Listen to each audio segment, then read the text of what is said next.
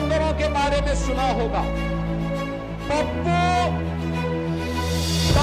और अप्पू के नाम पर इसका मानसिक संतुलन बिगड़ जाए, समझ गए, जिसको ये बौखलाहट आ जाए। और लैपटॉप इसलिए बंद कर दिया क्योंकि हमारे जो मुख्यमंत्री हैं उन्हें बंदरों से बहुत प्रेम है। तो इससे पता चलता है कि वो मुख्यमंत्री पद के लायक नहीं हैं।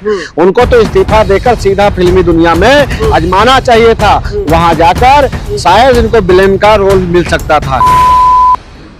साथियों नमस्कार। जिस तरीके से बिहार का चुनाव अपने पूरे उरूज पर है और लगातार वहां पर जिस तरीके की बयानबाजियां हो रही है, वो अब संसदीय भाषा का प्रयोग हो रहा है, वो कहीं से भी उसको सही नहीं कहा जा सकता। इसी मुद्दे पर बातचीत करेंगे। हमारे साथ समाजवादी पार्टी के नेता दारा सिंह यादव जी हैं। नेताजी, क्या कहेंगे आप जिस तरीके की बयानबाजियां बिहार में हो रही हैं? देखिए, लोकसभा चुनाव में भी ऐसे ही बयान दिए जाते थे, बैसाखी पे आ गए।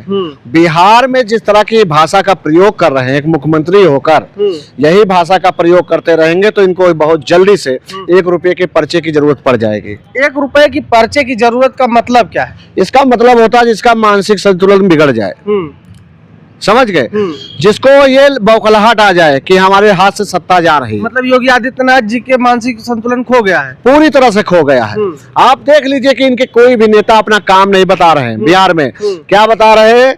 अप्पू टप्पू पता नहीं क्या शब्द का प्रयोग कर रहे हैं। विधानसभा के अंदर आपने देखा होगा कि किन किन शब्दों का प्रयोग किया गया। तो इससे पता चलता है कि वो मुख्यमंत्री पद के लायक नहीं हैं। उनको तो इस्तीफा देकर सीधा फिल्मी दुनिया में आजमाना चाहिए था। वहां जाकर शायद इनको विलेन का रोल मिल सकता था, खलनायक का। अगर खलनायक का नहीं तो कॉमेडी का तो रोल मिल ही जाता। मतलब आप कॉमेडियन और खलनायक बना रहे हैं योगी आदित्यनाथ जैसे मुख्यमंत्री, जिसने उत्तर प्रदेश में माफियाओं को मिट्टी में मिलाया और लगातार यहाँ पर लॉ एंड ऑर्डर की व्यवस्था को कायम रखा हुआ है। जब हत्या हो जाती है तो किसी को गोली मार दो, क्या फर्क पड़ता है? हीरो तब थे जब आप किसी की सुरक्षा के लिए पहले चलवाए होते, गोली पूछने वाला कोई नहीं था। हमारे जैसे लोगों से पूछते तो बताते इनको, समझ गए।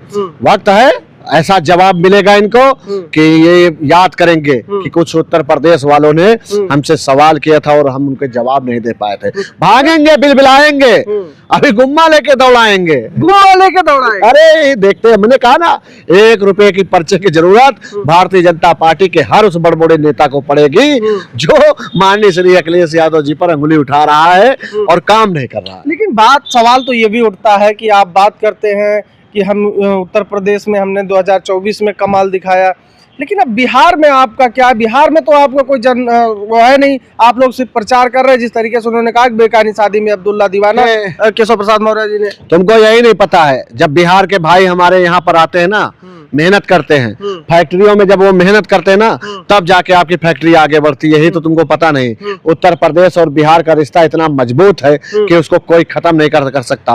भारतीय जनता पार्टी 7 जन्म ले खत्म ही नहीं कर सकता, क्योंकि वो जब गंगा बहती है तो बिहार ही होके जाती है। वो कभी किनारा खत्म नहीं हो सकता। खत्म हो सकता है?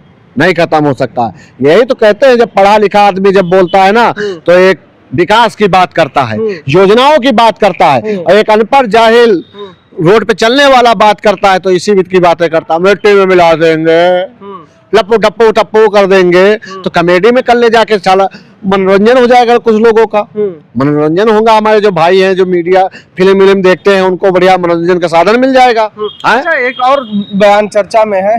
हेमंत बिस्व शर्मा है, मुख्यमंत्री हैं, भारतीय जनता पार्टी के नेता हैं।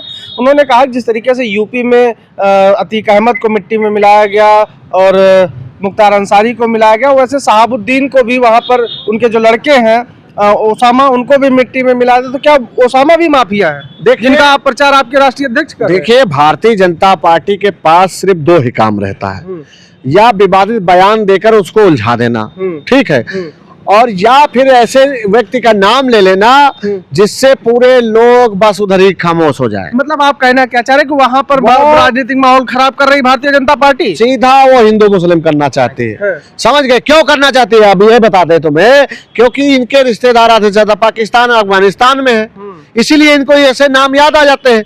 आप बताइए, तुमको तो नहीं याद आ जाते होंगे, हमको तो नहीं याद आ जाते, क्योंकि हमारा काम है, हम देश में रहते हैं, हमारा काम है उत्तर प्रदेश को आगे बढ़ाने का, हमारा काम है लोगों को सुरक्षा देने का, हमारा काम है किसानों के आंसू पोंछने का, जो माननीय श्री अखिलेश यादव जी कर रहे हैं। आज देश में कोई भी भारतीय जनता पार्टी का नेता हो, मगर उन माननीय श्री अखिलेश यादव जी के पास जब जनता जाती है ना, तब सब फीके हो जाते हैं। और मैं याद दिलाना चाहता हूं आपके चैनल के माध्यम से, 27 में माननीय श्री अखिलेश यादव जी मुख्यमंत्री बनने जा रहे हैं उत्तर प्रदेश के। आप विकास का काम देख लेना और इनके काम देख लेना। इनके पास काम ही नहीं करने के लिए, बस सुबह से शाम तक एक ही काम करना। लग रहा जैसे ये मजदूरी कर रहे हैं मनरेगा में। अरे मुख्यमंत्री के पद पे हो, शर्म करो थोड़ा। सरकार जो बनी हुई है उसकी तो लाज बचा लो। तुम तो चले जाओगे 6 दिन बचा के, साफ हमको करना पड़ेगा।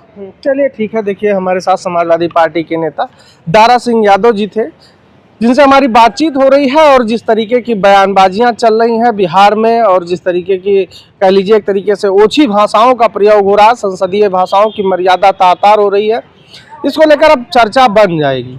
क्योंकि बिहार की जनता भी कहीं ना कहीं इस चीज़ को लेकर सजग है और देख रही है कि इस तरीके की भाषा वहाँ पर भारतीय जनता पार्टी के तमाम नेता प्रयोग कर रहे हैं। और जिस तरीके का वहाँ पर माहौल बना है, साफ तौर पे तमाम जो विपक्ष के नेता, उनका कहना है कि बिहार की जनता की जो मूल समस्याएं हैं, जो उन पे बात कर रहा है, वहाँ की जनता उसको काफ़ी तवज्जो भी दे रही है। इस लिहाज से ये बात कही जा सकती है कि वहाँ पर सत्ता परिवर्तन होना तय माना जा रहा है। फिलहाल इसको लेकर आप क्या सोचते हैं, वो अपनी राय कमेंट बॉक्स में जरूर दीजिएगा। मिलते हैं अन्य वीडियो में। नमस्कार।